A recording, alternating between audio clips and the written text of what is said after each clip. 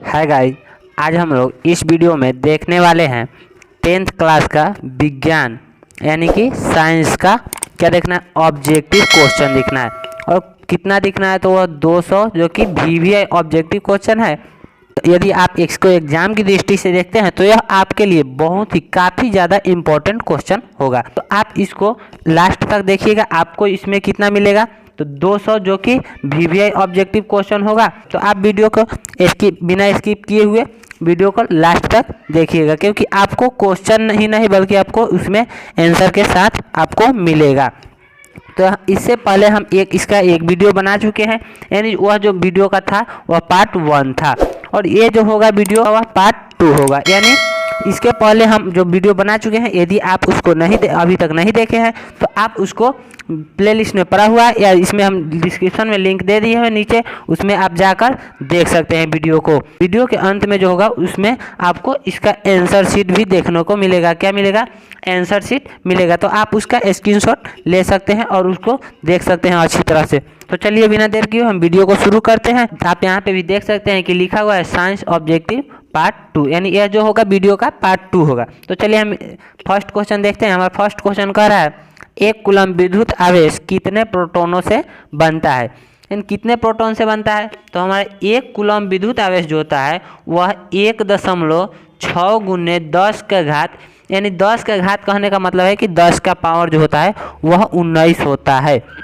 कितना होता है? 10 का पावर 19 होता है। तो यहाँ पे आप देख सकते हैं कि 1.6 गुने 10 का पावर 19 हमारा ऑप्शन में कहाँ पे है, तो ऑप्शन नंबर बी जो है वह देख सकते हैं कि 1.6 गुने 10 पर 10 के घात लिखा हुआ है, यानी घात का मतलब जो होता है, यानी उसको इंग्लिश में जो है उसको पावर बोला जाता है।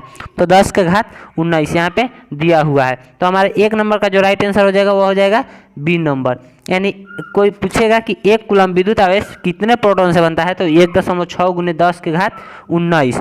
तो आपको -19 नहीं मानना है, क्योंकि इलेक्ट्रॉन अगर पूछता हमको यहाँ पे प्रोटॉन की जगह इलेक्ट्रॉन तो आपको 1.6 गुने 10 के पावर -19 मानना रहता।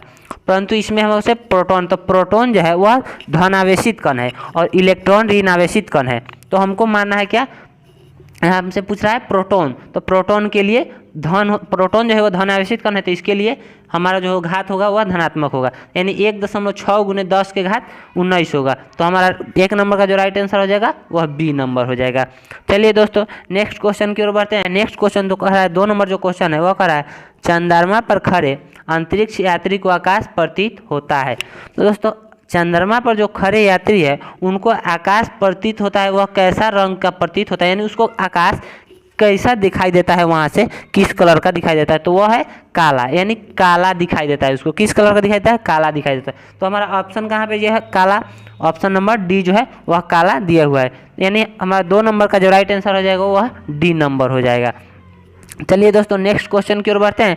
नेक्स्ट क्वेश्चन हमारा कह रहा है कि 1 किलोवाट, 3 नंबर जो क्वेश्चन है यहाँ पे 3.1 इसको नहीं पढ़िएगा, यह 3 नंबर क्वेश्चन है और यहाँ से आपका क्वेश्चन शुरू हो रहा है।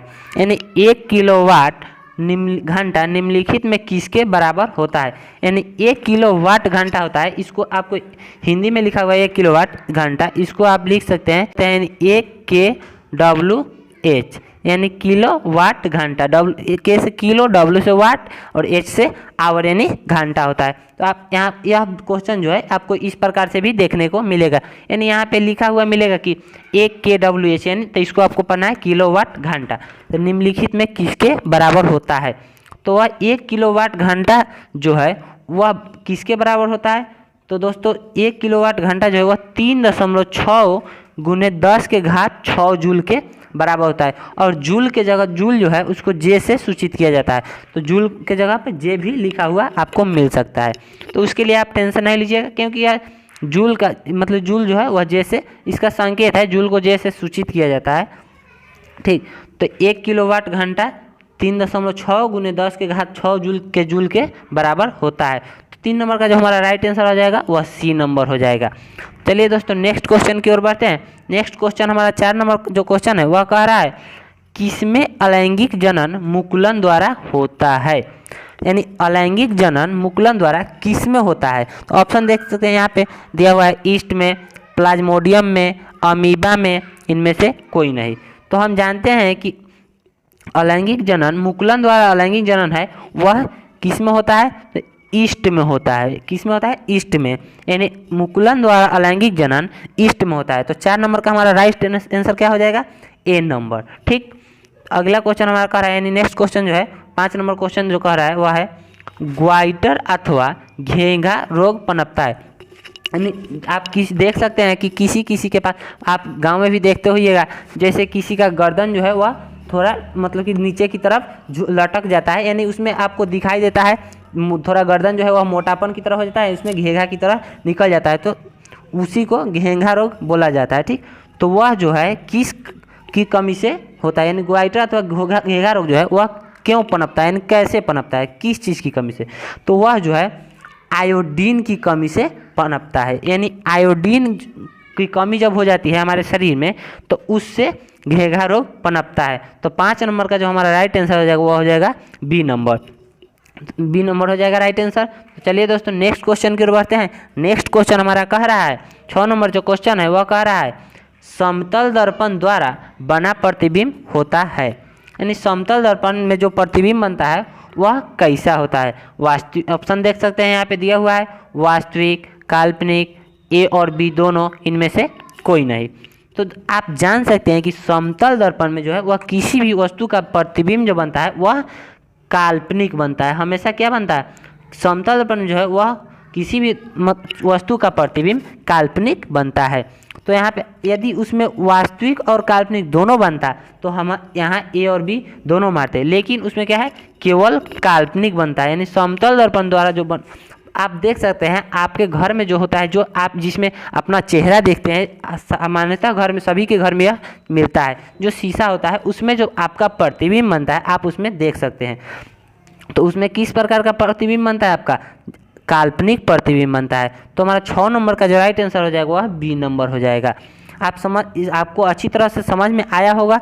चलिए नेक्स्ट क्वेश्चन की ओर बढ़ते हैं। नेक्स्ट क्वेश्चन हमारा जो कह रहा है 7 नंबर जो क्वेश्चन है वह कह रहा है विभवांतर का एसआई मात्रक होता है।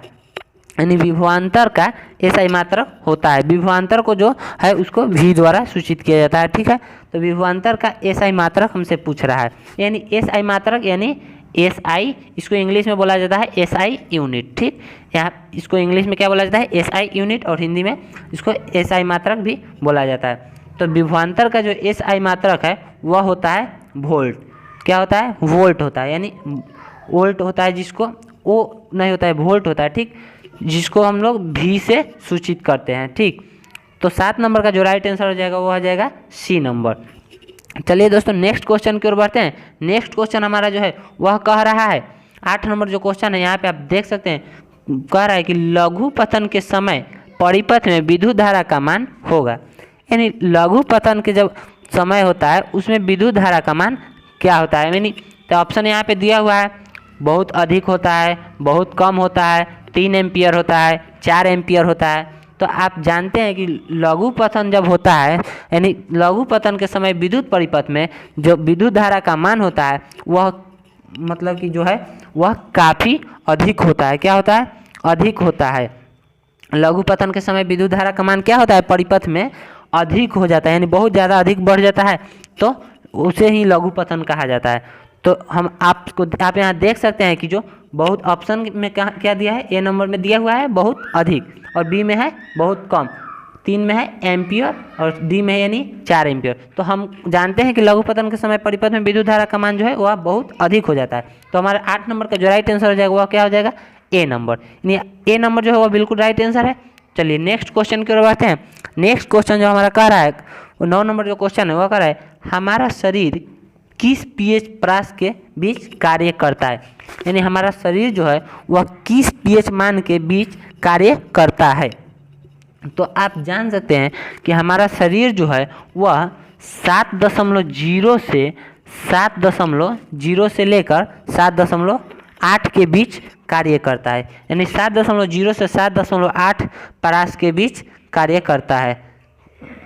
तो यहाँ पे आप देख सकते हैं कि ऑप्शन में 7.0 से 7.8 कहाँ पे दिया हुआ है? तो ए नंबर देखिए यहाँ पे 4.0 से 4.8 है, बी में 5.0 से 5.8 है, सी नंबर में 6.0 से 6.8 है। डी नंबर में आप देख सकते हैं कि 7.0 से 7.8 दिया हुआ है। तो हमारा 9 नंबर का जो राइट आंसर करेक्ट आंसर हो जाएगा वो क्या हो जाएगा, डी नंबर, यानी 7.0 से 7.8। चलिए दोस्तों नेक्स्ट क्वेश्चन की ओर बढ़ते हैं।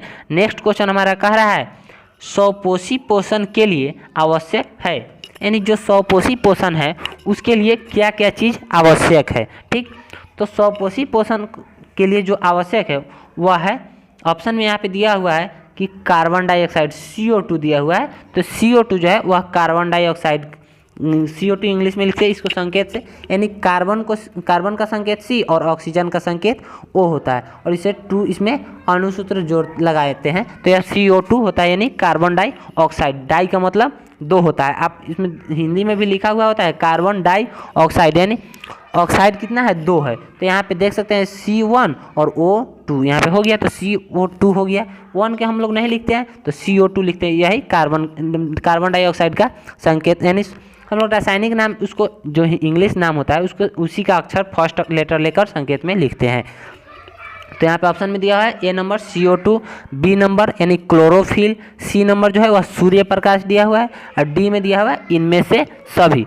तो दोस्तों हम जानते हैं कि स्वपोषी पोषण जो है उसको यानी कार्बन, उसको क्या क्या आवश्यक होता है, तो वह है इनमें से सभी, क्योंकि स्वपोषी पोषण को क्लोरोफिल भी चाहिए और सूर्य का प्रकाश भी चाहिए और CO2 यानी कार्बन डाइऑक्साइड भी चाहिए।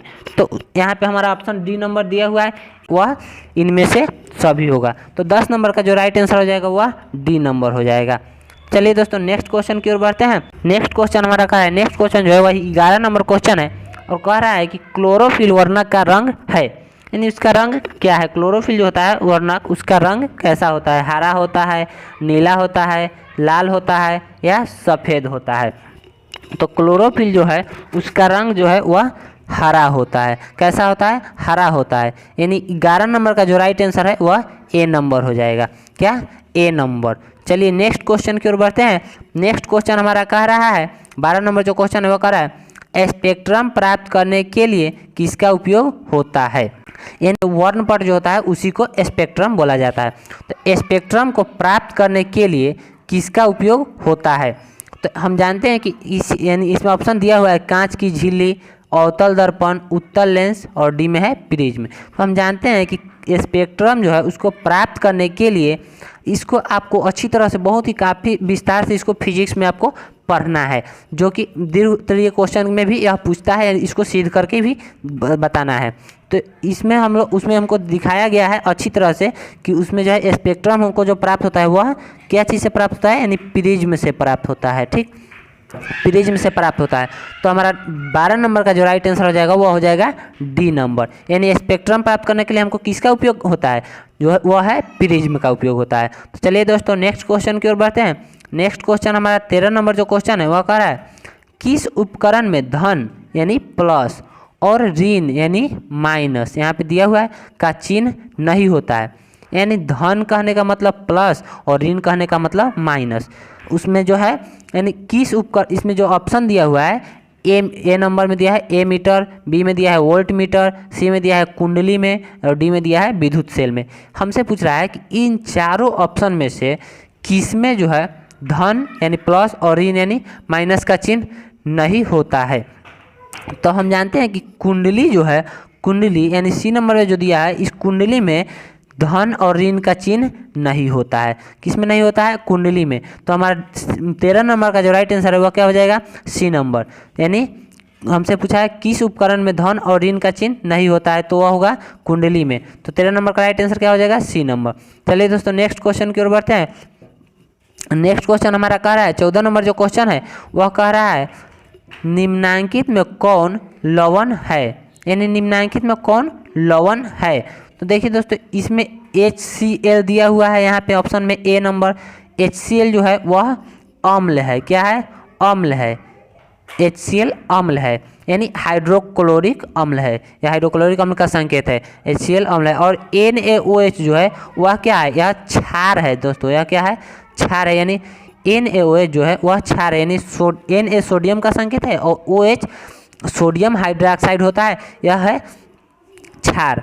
और सी नंबर जो हमारा ऑप्शन है यहाँ पे देख रहा है K2SO4, यह जो है कि यही लवण है आपका, क्या है, लवण है। तो हमसे क्या ऑप्शन में पूछा है, निम्नलिखित में कौन लवण है, तो हमारा ऑप्शन क्या हो जाएगा, ऑप्शन नंबर सी जो है वह आपका बिल्कुल राइट आंसर हो जाएगा।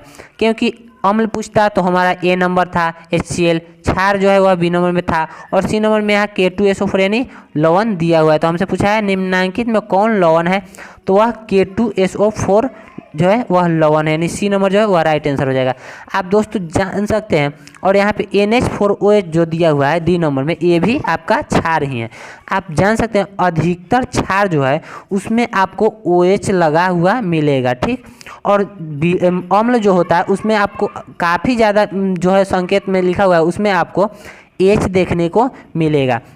जिसमें आपको H लगा हुआ मिलेगा वह अम्ल है, और जिसमें OH मिलेगा वह क्षार है, या OH भी आपको मिल सकता है देखने को, ठीक। तो वह हो जाएगा आपका क्षार। यानी और कोई कोई जो सूत्र होता है अनुसूत्र उसमें ऐसा नहीं होता है, फिर भी अम्ल या क्षार होता है, तो उसको अलग से समझना पड़ता है।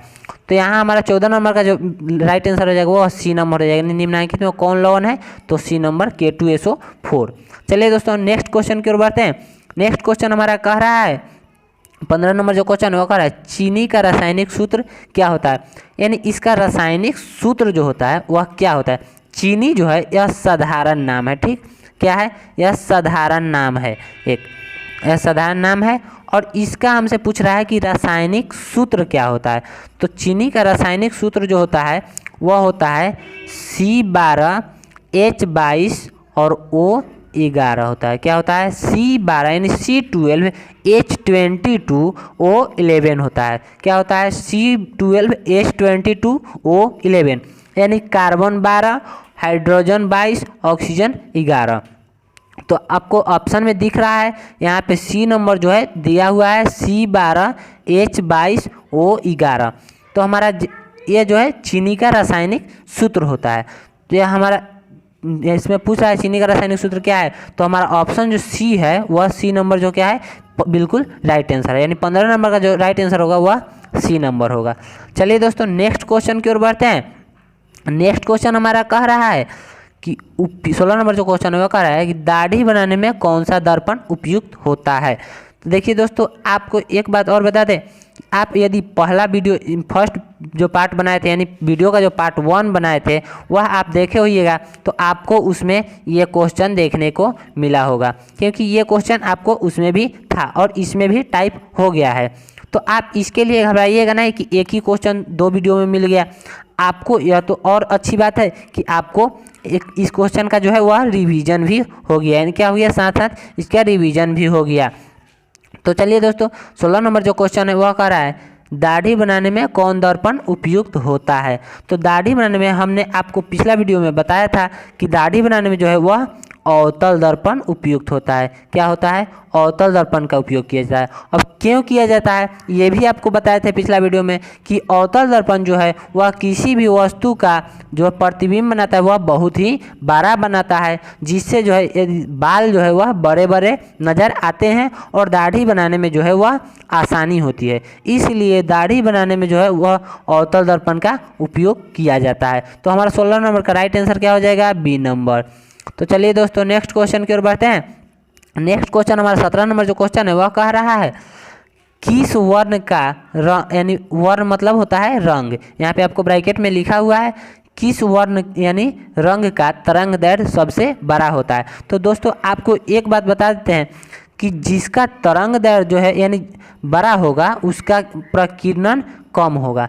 क्या है, जिसका जिस भी चीज़ का मतलब कि जिस रंग का तरंग दैर्घ्य है वह अगर बड़ा होगा तो उसका प्रकीर्णन यानी उसका जो फैलाव है वह कम होगा। क्या है, फैलाव आपका उसका जो रंग होगा उसका फैलाव बहुत कम होगा। जिस भी रंग का फैलाव कम होगा यानी प्रकीर्णन, आपसे पूछेगा कि यदि तरंग दैर्घ्य की सबसे बड़ा किस रंग का है, तो आपको बता सकते हैं कि यहाँ पे जो दिया हुआ है लाल जो रंग है इसका तरंग दैर्घ्य सबसे अधिक होता है। ठीक, तो लाल रंग का तरंग दैर्घ्य यह बहुत ही अधिक होता है क्योंकि यह हमको काफ़ी दूर से ही दिखाई दे देता है। यह बहुत ही दूर रहने पर भी लाल रंग जो है वह दिखाई दे देता है। तो लाल रंग का तरंग दैर्घ्य वह सबसे अधिक होता है और इसका प्रकीर्णन जो है वह कम होता है। तो चलिए दोस्तों नेक्स्ट क्वेश्चन की ओर बढ़ते हैं। यानी 17 नंबर का जो है वो आपको राइट आंसर ए नंबर हो जाएगा। क्या हो जाएगा? 17 नंबर का जो आपका राइट आंसर है वह ए नंबर हो जाएगा। चलिए दोस्तों नेक्स्ट क्वेश्चन की ओर बढ़ते हैं। नेक्स्ट क्वेश्चन हमारा 18 नंबर जो क्वेश्चन है वह कह रहा है निम्न में से किस माध्यम में प्रकाश की चाल अधिकतम होती है। यानी निम्न में, निम्नांकित में या निम्नलिखित में या निम्न में वही बात होता है। तो इसमें दिया हुआ है निम्न में से किस माध्यम में प्रकाश की चाल सबसे अधिक होती है। तो किस में प्रकाश की चाल, वह जो है इसमें ऑप्शन में आपको दिया हुआ है हवा, जल, शीशा, हीरा। तो आपको इसमें से कोई एक ऑप्शन चुनना है कि इसमें से किस में जो है वह प्रकाश की चाल सबसे अधिक होती है, काफ़ी ज़्यादा अधिक होती है। तो वह आपको बता दें कि वह जो है वह आपका क्या है, हवा है। क्या है? हवा, यानी वायु है। क्या है? वायु। हवा या वायु वही होता है। तो आपको ऑप्शन में जो मिले, वायु मिले तो वायु मारिए, हवा मिले तो हवा मारिए। तो यहाँ पे आप देख सकते हैं कि हमारा ऑप्शन नंबर ए जो है वह दिया हुआ है क्या, हवा दिया हुआ है। तो हमारा 18 नंबर का जो राइट आंसर हो जाएगा वह हो जाएगा ए नंबर। क्या हो जाएगा? ए नंबर हो जाएगा। क्योंकि हवा में प्रकाश की चाल है जो, यानी इसमें माध्यम पूछ रहा है तो माध्यम वही आपका हवा हो गया, यानी वायु आपका माध्यम हो गया। वायु में जो है वह प्रकाश की चाल, प्रकाश जो है काफ़ी तेज गति से गमन करती है। तो चलिए दोस्तों आपका 18 नंबर का जो राइट आंसर है वह हो जाएगा ए नंबर। चलिए नेक्स्ट क्वेश्चन की ओर बढ़ते हैं। नेक्स्ट क्वेश्चन हमारा कह रहा है 19 नंबर जो क्वेश्चन है वो कह रहा है अति भारण के समय विद्युत परिपथ में विद्युत धारा का मान, इतना ही पर आपको छोड़ दिया है। यहाँ पे ऑप्शन में दिया हुआ है जो कि क्वेश्चन आपका पूरा होगा। अति भारण के समय विद्युत परिपथ में विद्युत धारा का मान बहुत कम हो जाता है या बहुत अधिक हो जाता है या परिवर्तन नहीं होता है या इनमें से कोई नहीं। तो आपको बता दें, आपको इसमें थोड़ा देर पहले आपको बताए हैं जो कि लघु पथन के बारे में बताए हैं। तो लघु पथन के समय जो है वह परिपथ में विद्युत धारा का मान काफ़ी अधिक हो जाता है। क्या हो जाता है? अधिक हो जाता है। और अति भारण के समय सेम उसका विपरीत होता है। ठीक तो अति भारण के समय जो है वह उसका विपरीत होता है, यानी लघु पथन के समय अधिक होता है। तो आप समझ सकते हैं कि अति भारण के समय जो है विद्युत परिपथ में विद्युत धारा का मान वह क्या हो जाएगा, कम हो जाएगा। ठीक, तो क्या हो जाएगा, कम हो जाएगा। यानी उसमें था और कम हो जाएगा, तो कितना कम हो जाएगा आपको वहाँ पे देखने को मिला है कि बहुत अधिक हो जाएगा। आपको दिखा हुआ है वहाँ पे दिखने को मिला था ऑप्शन में कि काफ़ी अधिक हो जाएगा, यानी ज़्यादा अधिक हो जाएगा या बहुत अधिक हो जाएगा, वही बात है। तो आपको यहाँ भी लिखा हुआ दिख रहा है ऑप्शन नंबर ए जो है, आप देख सकते हैं यहाँ पे लिखा हुआ है बहुत कम हो जाता है।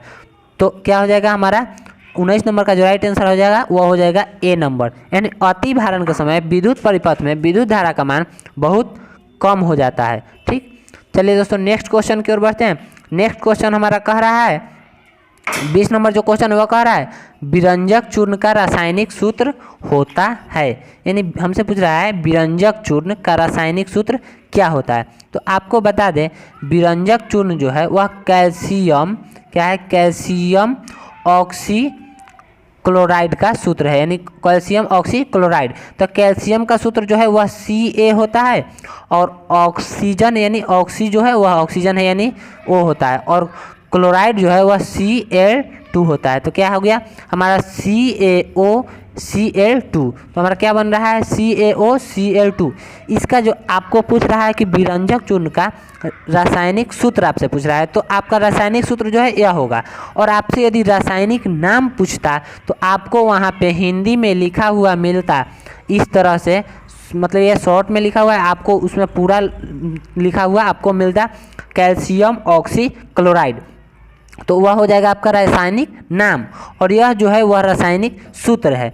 तो क्या CaOCl2 है। तो हम देखते हैं ऑप्शन में हमारा कहाँ पे दिया है। तो आप देख सकते हैं कि ऑप्शन नंबर बी में जो है वह आपको दिया हुआ है CaOCl2। तो दोस्तों आपको बता दें कि 20 नंबर का जो है वह राइट आंसर क्या हो जाएगा, बी नंबर, यानी विरंजक चूर्ण का रासायनिक सूत्र क्या हो जाएगा CaOCl2। तो चलिए दोस्तों नेक्स्ट क्वेश्चन की ओर बढ़ते हैं। नेक्स्ट क्वेश्चन हमारा एक बात और आपको बता देते हैं 20 नंबर के बारे में। यह जो है था CaOCl2, यह रासायनिक सूत्र था। और आपसे क्वेश्चन में यहाँ विरंजक चूर्ण की जगह आपसे यह भी पूछ सकता है कि कैल्शियम ऑक्सी क्लोराइड का साधारण नाम क्या है? तो आपको वहाँ पे ए ऑप्शन में दे देगा तो विरंजक चूर्ण, यानी कैल्शियम ऑक्सीक्लोराइड का साधारण नाम तो विरंजक चूर्ण, और उसका रासायनिक नाम आपसे पूछ रहा है तो कैल्शियम ऑक्सीक्लोराइड, और उसका रासायनिक सूत्र पूछ रहा है तो CaOCl2। तो चलिए दोस्तों नेक्स्ट क्वेश्चन की ओर बढ़ते हैं। नेक्स्ट क्वेश्चन हमारा कह रहा है 21 नंबर जो क्वेश्चन है वह कह रहा है कि रासायनिक अभिक्रिया के दौरान किसी पदार्थ में ऑक्सीजन का योग कहलाता है। यानी रासायनिक अभिक्रिया जब होता है उसमें किसी भी पदार्थ का जब हो मतलब पदार्थ में ऑक्सीजन का जब योग होता है तो वह क्या कहलाता है? जैसे आप देख सकते हैं यहाँ पे मतलब H2+O, ठीक। तो यहाँ पे हमारा क्या बन रहा है H2O बन रहा है, यानी यह जल बन रहा है। तो H2+O यानी H2O यह जल बन रहा है। जल का सूत्र होता है H2 आप जानते हैं। तो इसमें H जो है वह हाइड्रोजन है, O क्या है ऑक्सीजन है। और तो ये आपको बता दें जिसमें ऑक्सीजन का जो योग कहलाता है, ऑक्सीजन किसी पदार्थ में जब जुटता है तो वह आपका उपचयन अभिक्रिया कहलाता है। क्या कहलाता है? उपचयन। यानी किसी भी पदार्थ में ऑक्सीजन का योग यानी ऑक्सीजन जिसमें जुटता है वह उपचयन, और हाइड्रोजन ऑक्सीजन यानी ऑक्सीजन जुटता है और हाइड्रोजन जो है वह घटता है। यानी ये नहीं कि आपको दोनों एक ही में मिलेगा, या तो ऑक्सीजन जुटा तो भी वह उपचयन अभिक्रिया होगा, या हाइड्रोजन घट रहा है तो भी वह उपचयन अभिक्रिया होगा, या दोनों हो रहा है यानी O जुट रहा है और H घट रहा है तो भी वह उपचयन अभिक्रिया का ही उदाहरण होगा। क्या होगा? उपचयन अभिक्रिया होगा, उपचयन अभिक्रिया। और इसका विपरीत जो है वह होता है अपचयन अभिक्रिया में। यानी अपचयन अभिक्रिया में जो है वह O घटता है। क्या है? O घटता है और H जो है वह जुटता है। यानी O घट रहा है तो भी वह अपचयन अभिक्रिया, या H जुट रहा है तो अपचयन अभिक्रिया, या दोनों एक साथ हो रहा है तो भी वह अपचयन अभिक्रिया है, ठीक। तो हमारा और यदि O आपको वहाँ पे जुट रहा है, ठीक, तो O जो है इसमें क्या कर रहा है ऑक्सीजन यानी O। तो कह रहा है कि किसी भी पदार्थ में यानी कोई भी पदार्थ कोई भी सूत्र आप ले सकते हैं। जैसे आप देख सकते हैं HCl होता है, हाइड्रोक्लोरिक अम्ल का Cl2 होता है, क्लोराइड का सूत्र। आप इसमें किसी भी प्रकार आपको समीकरण देखने को मिलेगा, उसमें यदि ऑक्सीजन जो जुटेगा तो ऑक्सीजन का योग उपचयन अभिक्रिया कहलाता है। क्या कहलाता है? उपचयन अभिक्रिया कहलाता है। तो 21 नंबर का जो राइट आंसर हो जाएगा वह बी हो जाएगा। क्या हो जाएगा? बी नंबर हो जाएगा। तो चलिए दोस्तों नेक्स्ट क्वेश्चन की ओर बढ़ते हैं। आशा करता हूं कि आपको यह अच्छी तरह से समझ में आया होगा। तो चलिए नेक्स्ट क्वेश्चन की ओर बढ़ते हैं। नेक्स्ट क्वेश्चन जो हमारा कह रहा है वह 22 नंबर क्वेश्चन है कि निम्न में से कौन बौने पौधे को दर्शाता है? यानी निम्नांकित में से कौन जो है वह बौने पौधे को दर्शाता है? तो ऑप्शन है यहाँ पे दिया हुआ है बड़ा टी यानी कैपिटल टी और स्मॉल टी। बी नंबर में दिया है स्मॉल टी और कैपिटल टी। सी नंबर में दिया हुआ है दोनों स्मॉल टी, और डी में दिया है दोनों कैपिटल टी। तो यहाँ पे आप देख सकते हैं बौना कहने का मतलब क्या है? छोटा होता है। यानी बौना कहने का मतलब छोटा। आपको यहाँ सिंपल सा समझ में आ रहा होगा कि बौना कहने का मतलब जो है वह छोटा हो रहा है। तो छोटा है वह पौधे को यानी निम्न में से कौन बौने पौधे को दर्शाता है? तो किसी भी छोटे चीज़ को दर्शाने के लिए हम छोटा चीज़ का ही प्रयोग करेंगे। तो यहाँ पे जो आप देख सकते हैं कि सी नंबर में जो है वह स्मॉल टी डबल जो है दोनों स्मॉल टी दिया हुआ है। तो यदि आपसे एक बौना और एक लंबा कहता तो यह बौना के लिए पहले छोटा टी और लंबा के लिए कैपिटल टी यानी स्मॉल टी और कैपिटल टी। यदि लंबा और बौना कहता है तो लंबा पहले था उसके लिए या कैपिटल टी और स्मॉल टी हो जाता है बौना पौधे के लिए। यदि दोनों लंबा कहता यानी सिर्फ लंबा कहता तो वह दोनों आपको कैपिटल टी होता। तो हमको यहाँ क्या कर रहा है? बौने पौधे को दर्शाता है, तो वह क्या हो जाएगा? स्मॉल टी हो जाएगा। क्या हो जाएगा? Small T. तो आप देख सकते हैं ऑप्शन नंबर सी जो है वह स्मॉल टी दिया हुआ है। तो आपका 22 नंबर का जो राइट आंसर हो जाएगा वह सी नंबर हो जाएगा। चलिए दोस्तों नेक्स्ट क्वेश्चन की ओर बढ़ते हैं। नेक्स्ट क्वेश्चन हमारा 23 नंबर जो क्वेश्चन है वह कह रहा है कौन सा लेंस अपसारी लेंस भी कहलाता है? यानी कौन सा लेंस है वह अपसारी लेंस भी कहलाता है? तो आपको बता दें उत्तल लेंस जो है वह अपसारी लेंस कहलाता है। क्या कहलाता है? उत्तल लेंस अपसारी लेंस कहलाता है। और अवतल लेंस जो है वह क्या कहलाता है? अभिसारी कहलाता है। यानी उत्तल लेंस को अपसारी लेंस कहते हैं और अवतल लेंस को उत्तल लेंस को जो है वह अपसारी लेंस कहते हैं और अवतल लेंस को अभिसारी लेंस कहते हैं। लेकिन आपको एक बात और ध्यान में रखना होगा क्योंकि यह जो है दर्पण में उल्टा हो जाता है। यानी आपको दर्पण भी पढ़ना है और लेंस भी पढ़ना है, तो यह सेम दर्पण में आपको उल्टा मिलेगा। यानी दर्पण में जो होगा उत्तल दर्पण को अभिसारी दर्पण कहा जाएगा और अवतल दर्पण को जो है वह अपसारी दर्पण कहा जाएगा। ठीक, तो आपको ये चीज़ ध्यान में रखना होगा बहुत ही अच्छी तरह से। यदि यहाँ पे आपको पूछता, यहाँ लेंस जो दिया हुआ है क्वेश्चन में, आपको लेंस की जगह यदि आपसे पूछता कि कौन सा लेंस, यहाँ पे दिया हुआ है कौन सा लेंस दिया हुआ है यहाँ पे, तो यहाँ पे आपको लिखा हुआ मिलता है कि कौन सा दर्पण अपसारी दर्पण भी कहलाता है, यहाँ और यहाँ लिखा हुआ मिलता है कि क्या दर्पण। तो आपको यदि दर्पण मिलता तो ऑप्शन में भी दर्पण दिया हुआ रहता लेंस की जगह, तो वह क्या हो जाता, अवतल दर्पण हो जाता। लेकिन हमसे क्या पूछ रहा है, लेंस पूछ रहा है, तो यानी कौन सा लेंस अपसारी लेंस कहलाता है, तो वह हो जाएगा आपका उत्तल लेंस। यानी उत्तल लेंस को जो है अपसारी लेंस कहा जाता है और अवतल लेंस को अभिसारी लेंस कहा जाता है। तो बता दें कि लेंस में जो है वह उत्तल लेंस को अभिसारी लेंस कहा जाता है और उत्तल लेंस को जो है वह अपसारी लेंस कहा जाता है और अवतल लेंस को अभिसारी लेंस। तो हमारा 23 नंबर का जो राइट आंसर हो जाएगा वह हो जाएगा 23 नंबर का क्या हो जाएगा, बी नंबर, यानी उत्तल लेंस। आप हमसे पूछ रहा है कि कौन सा लेंस अपसारी लेंस भी कहलाता है, तो वह क्या हो जाएगा, उत्तल लेंस जो है वह अपसारी लेंस कहलाता है। चलिए दोस्तों नेक्स्ट क्वेश्चन की ओर बढ़ते हैं। नेक्स्ट क्वेश्चन हमारा कह रहा है, यहाँ 24 नंबर जो क्वेश्चन है वह कह रहा है चिपको आंदोलन का मुख्य उद्देश्य संरक्षित करना था। यानी चिपको आंदोलन जो है वह किस उद्देश्य से चलाया गया था, उसका मतलब कि उसका क्या उद्देश्य था, किस चीज़ को बचाना, संरक्षित करना, यानी किस चीज़ का रक्षा करना उसका उद्देश्य था। तो आप जान सकते हैं कि चिपको आंदोलन जो चलाया गया था वह वृक्ष को, यानी पेड़ जो होता है उसी को काटने, पेड़ जो होता है, पेड़ उसको काटने से रोकने के लिए चला गया था। यानी चिपको आंदोलन जो है वह वृक्ष को संरक्षित करने के लिए चलाया गया था, यानी वृक्ष की रक्षा के लिए चलाया गया था। और तो हमारा 24 नंबर का जो राइट आंसर हो जाएगा वो हो जाएगा बी नंबर। यह दोस्तों आपको इतिहास में भी आपको यानी हिस्ट्री में भी आपको यह मिलेगा क्वेश्चन, आपको हिस्ट्री में भी यह पढ़ना है और इसमें भी आपको पढ़ना है। तो यह हमारा क्या हो जाएगा, इसका राइट आंसर जो है वह 24 नंबर का बी नंबर हो जाएगा। यानी चिपको आंदोलन का मुख्य उद्देश्य संरक्षित करना था, तो वह क्या था, वृक्ष को। चलिए दोस्तों नेक्स्ट क्वेश्चन की ओर बढ़ते हैं। नेक्स्ट क्वेश्चन हमारा 25 नंबर जो क्वेश्चन है वह कह रहा है बॉक्साइट, यानी बॉक्साइट जो है किस धातु का महत्वपूर्ण अयस्क है। तो बॉक्साइट क्या पूछ रहा है, बॉक्साइट किस धातु का महत्वपूर्ण अयस्क है।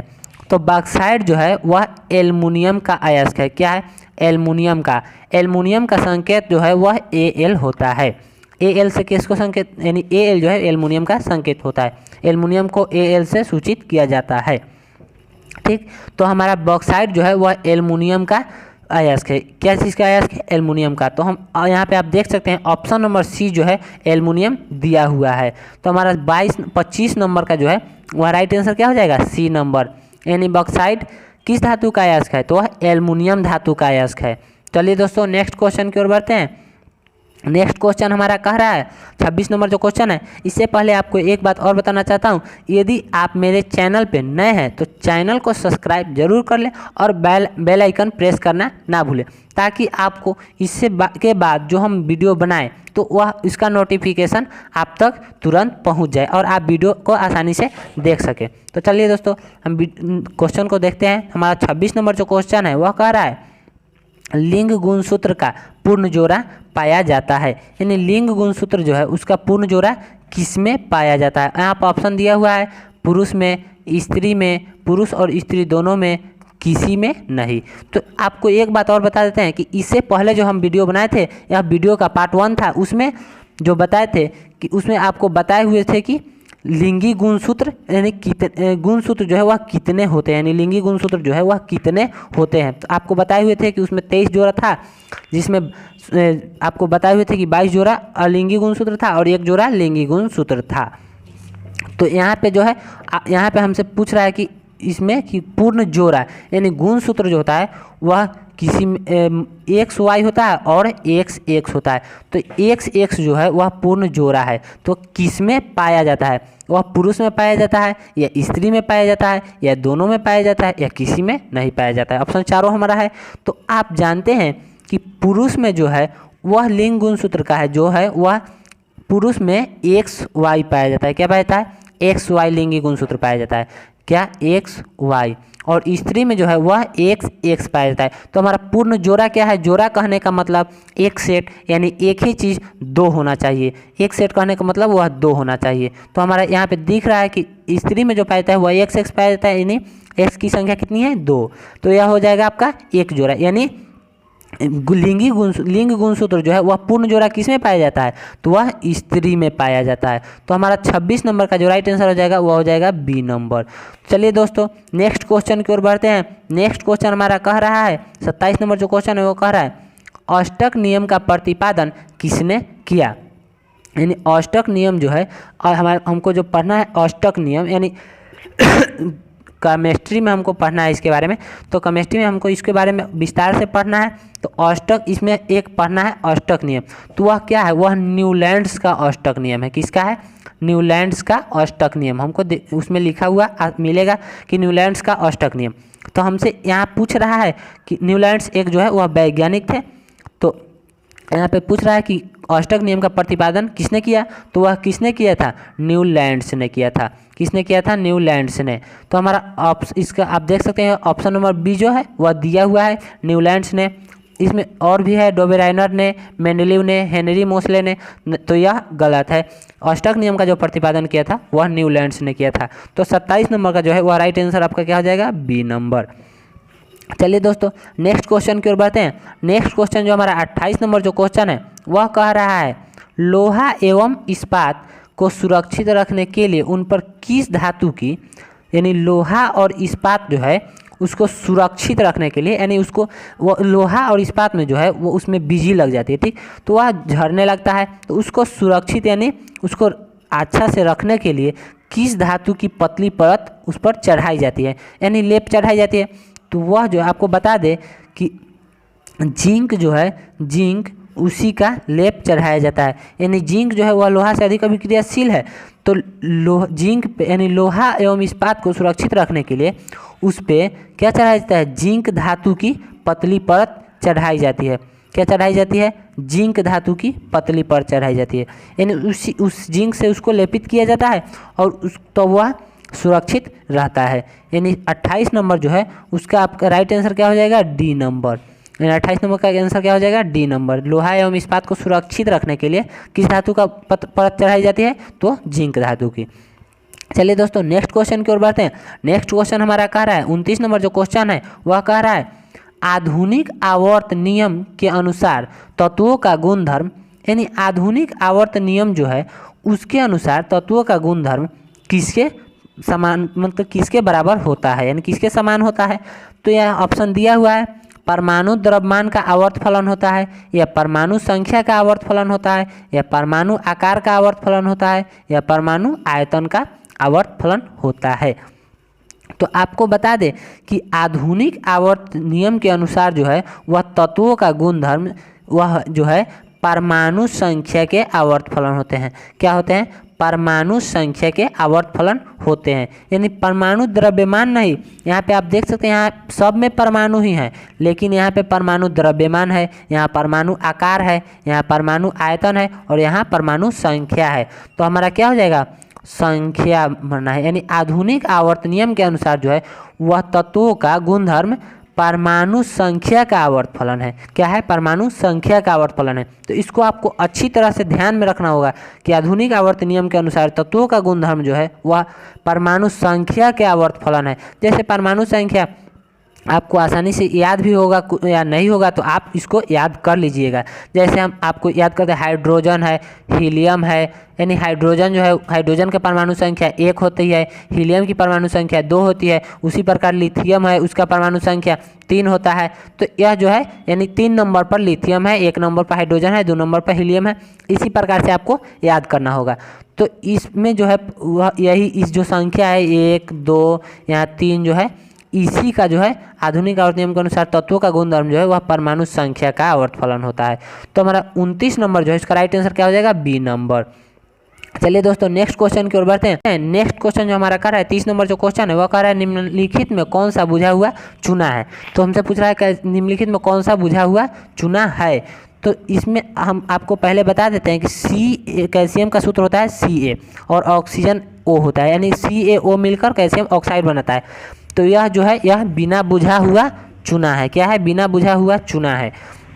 CaO जो है यह बिना बुझा हुआ चूना है। और आपको बता सकते हैं कि आप जो यदि आग जो जल रहा है और उस पर आप पानी पटाइएगा यानी पानी डालिएगा तो वह आग जो है वह ऑटोमेटिक बुझ जाएगा, यानी उसको बुझना है। या आप पानी में ही आग को उठा के रखिएगा तो भी आग बुझेगा ही। तो आप ऐसा गलती नहीं कीजिएगा कि आग को पानी में उठाकर अब देखने लगिएगा तो उस प्रकार से आपका शरीर ही जल जाएगा। तो ऐसा गलती नहीं कीजिएगा।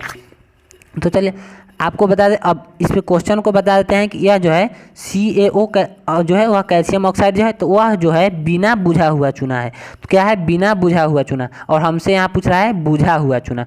तो उसमें यदि CaO में हम H यानी जल का जो सूत्र होता है वह H2O होता है। तो CaO में हम H2O मिला दिए तो यहाँ हम देख सकते हैं कि यह क्या बनेगा? CaOH का होल 2। क्या बनेगा? CaOH का होल 2 बनेगा। ये CaOH का होल 2 बनेगा। तो इसमें देख सकते हैं Ca एक तो है, यहाँ भी Ca एक है, यहाँ O एक है, यहाँ भी O, यहाँ पे सॉरी यहाँ पे O एक है और यहाँ एक है। तो एक और एक 2। तो यहाँ O की संख्या कितना है? 2। और H यहाँ पे 2 है और यहाँ भी H 2 है, यानी ब्रैकेट के अंदर है OH तो O भी 2 होगा और H भी 2 होगा, यानी CaOH का होल 2। तो आप देख सकते हैं कि ऑप्शन नंबर बी जो है वह दिया हुआ है CaOH का होल 2। तो 30 नंबर का जो है वह राइट आंसर क्या हो जाएगा?